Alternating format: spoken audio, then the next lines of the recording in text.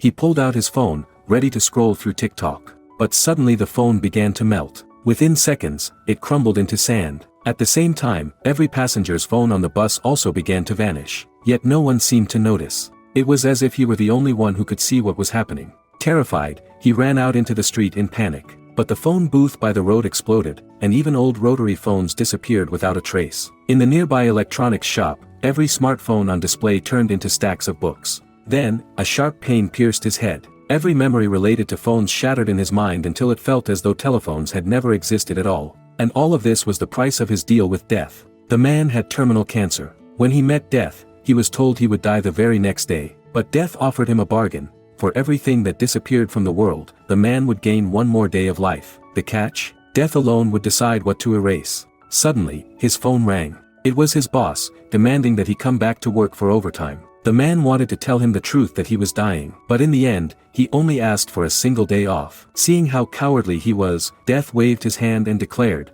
"Then tomorrow, I'll erase telephones." Before that happened, the man still had one last chance to make a call. He scrolled through his contacts. In the end, he decided to make his final call to his ex-girlfriend. They met in front of a movie theater. He had chosen her for one reason: telephones were their destiny. They'd met years ago because of a wrong number. She had instantly recognized the movie playing on his TV just from the soundtrack and dialogue. He was amazed someone else liked that obscure film too. From that day on, they couldn't stop talking.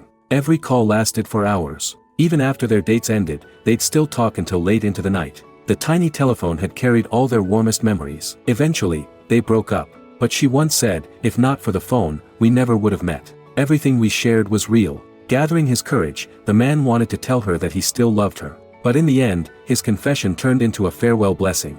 On his way home, he met Death again. Death asked how the last date felt, and if he had no regrets, then it was time. In that moment, the phone in his hand crumbled into sand.